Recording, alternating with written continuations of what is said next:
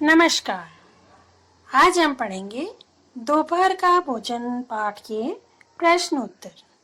अंतरा भाग 1 में पाठ 2 है दोपहर का भोजन, इसके प्रश्न उत्तर पढ़ेंगे। पाठ मैंने पिछली वीडियो में पढ़ा दिया है, तो चलिए पढ़ते हैं। पहला प्रश्न, सिद्धेश्वरी ने अपने बड़े बेटे रामचंद्र से मंझले बेटे मोहन के बारे में झूठ क्यों बोला? तो इसका उत्तर है, सिद्धेश्वरी ने अपने बड़े बेटे रामचंद्र से मोहन के विषय में झूठ इसलिए बोला क्योंकि वह एक माँ है और परिवार को एक सूत्र में बांध कर रखना चाहती है। उसके जीवन में गरीबी की जबरदस्त मार है। रामचंद्र सुबह से शाम तक जो रामचंद्र है वो सुबह से शाम तक छोटी मोटी नौकरी के लिए मारा मारा फिरता है और मोहन यार दोस्तों के साथ मगन रहता है। मोहन पढ़ने के स्थान पर समय नष्ट कर रहा था, अतः यह झूठ बोलकर वह घर में शांति बनाए रखना चाहती थी। प्रश्न नंबर 2 है कि कहानी के सबसे जीवंत पात्र के चरित्र की दृढ़ता का उदाहरण सहित वर्णन कीजिए। यद्यपि देखा जाए तो हम इस कहानी में सबसे जीवंत पात्र सिद्धेश्वरी को कहेंगे। वह सब कुछ जानते हुए भी स्थिति को संभाले रखती है, यहाँ तक कि घर के किसी भी सदस्य को पता नहीं चलने देती कि घर में खाने के लिए भोजन नहीं है। उसे इस बात का एहसास है कि परिवार के सदस्य सच्चाई से वाकिफ हैं, लेकिन फिर भी उनसे झूठ बोलकर वह उनके अंदर के विश्वास को कायम रखती है। वह अपने परिवारजनों के बीच भी प्रेम भाव को बनाए रखने के लिए हमेशा प्रयासरत रही है। वह जानती है कि सबके सब पारिवारिक हालतों से टूटे हुए हैं, लेकिन वह सभी को अपने झूठ के सहारे हमेशा भरोसा दिलाती है। अगला प्रश्न है, कहानी के उन प्रसंगों का उल्लेख कीजिए जिनसे गरीबी की व्यवस्था झांक रही हो।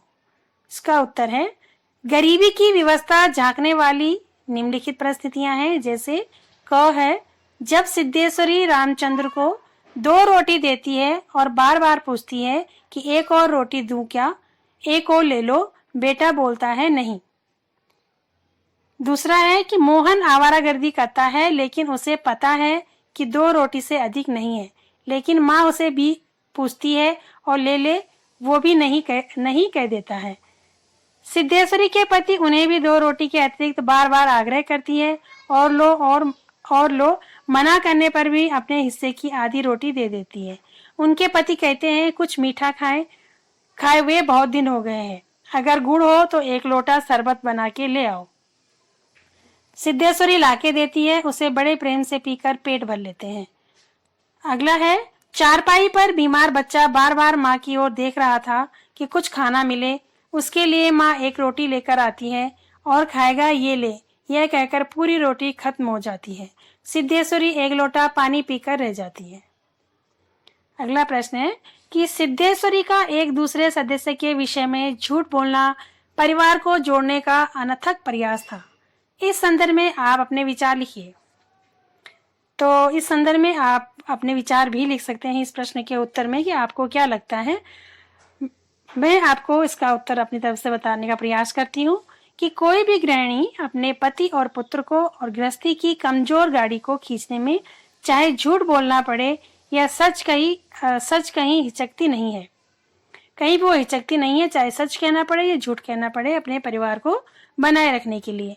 उसके लिए झूठ बोलने से कभी रामचंद्र के चेहरे पर खुशी की लहर आ जाती है, तो कभी मोहन के चेहरे पर, तो कभी पिता के चेहरे पर। ये अपनी ओर से ही एक दूसरे की तारीफें उन लोगों के सामने किया करती थी, ताकि कितना भी दुख हो, रोटियों के लाले पड़े हों, लेकिन प्रेम की मुस्कान किसी के चेहरे पर आए तो सही। सिद्धेश्वरी के झूठ बोलने का सही एकमात्र उद्देश्य था। झूठ बोलने का यही उद्देश्य था कि वो सबको प्रसन्न देखना चाहती थी। अमरकांत आम बोलचाल की ऐसी भाषा का प्रयोग करते हैं जिससे कहानी की संवेदना पूरी तरह उभर कर आ जाती है। कहानी के आधार पर इसको स्पष्ट कीजिए। तो उत्तर है कि इस कहानी के अंतर्गत अमरकांत ने जिस भाषा का प्रयोग किया है वह भाषा आमतौर पर बोलचाल की भाषा है। इसमें किसी भी प्रकार का बनावटीपन नहीं है। वे बड़े सहज रूप में हर बात इस कहानी में लिखते हैं। जैसे कि सिद्धेश्वरी ने पूछा, वड़का की कसम एक रोटी देती हूँ, अभी बहुत सी हैं। इस बात पर मुंशी जी अपराधी के समान अपनी पत्नी को देखते हैं तथा रसोई की ओर कनखी से देखने के बाद किसी घुटे उस्ताद की भांति बोले, रोटी रहने दो, पेट काफी भर चुका है। अन्न और नमकीन चीजों खाते खाते तबीयत भी उब गई है। तुमने व्यर्थ में कसम धरा दी। खैर, रखने के लिए ले रहा हूँ, गुड़ होगा क्या? इसमें लेखक ने कनखी, उस्ताद, बड़के, धरादी जैसे कई शब्दों का प्रयोग कर भाषा में जान डाल दी है। अगला प्रश्न है कि रामचंद्र, मोहन और मुंशी जी खाते समय रोटी न लेने के लिए बहाने करते हैं, उसमें कैसी व्यवस्था है, इसको स्पष्ट कीजिए। सब जानते हैं कि घर में पेट भर भोजन करने के लिए अन्न नहीं है। सिद्धेश्वरी रोटी देने पर जोर डालकर उन्हें यही साबित करना चाहती है कि अन्न भरा पड़ा है, किसी को चिंता करने की आवश्यकता नहीं है। रामचंद्र तथा मुंशी जी स्थिति से वाकिफ हैं। वे रोटी न लेने के लिए बहाने बनाकर सिद्धेश्वरी को धोखा देने का प्रयास करते हैं कि उन्हें भूख नहीं है। यह उनकी व्यवस्था है कि वे आधे पेट होने पर भी पेट भरे होने की बात कर रहे हैं। यह उनकी गरीबी है जो उनसे झूठ बुलवा रही है। प्रश्न नंबर 7 है, मुंशी जी तथा सिद्धेश्वरी की असंबद्ध बातें कहानी से कैसे संबद्ध हैं, कैसे जुड़ी हुई है? तो उत्तर है इसका कि इस कहानी में मुंशी जी और सिद्धेश्वरी के बीच जो भी बातें होती हैं वे एक दूसरे से संबंधित प्रतीत नहीं होती हैं। जब मुंशी जी सिद्धेश्वरी से किसी अन्य विषय पर बात कर रहे होते तो सिद्धेश्वरी अचानक मुंशी जी से कभी बारिश के बारे में, कभी फूफा जी के बारे में और कभी गंगा शरण बाबू की लड़की के बारे में बातें बदलकर गंभीर माहौल को हल्का करने की कोशिश करती है। वह जानती है कि मुंशी जी के पास उसके किसी भी सवाल का कोई जवाब नहीं है। अगर उनके पास जवाब होता तो वो उससे पहले ही जवाब दे देते। वह मुंशी की स्थिति को भली भांति समझती है। वह जानती है कि मुंशी जी के पास कोई नौकरी नहीं है। वह हर दिन नौकरी खोज रहा है, लेकिन अभी तक कोई सफलता नहीं मिली।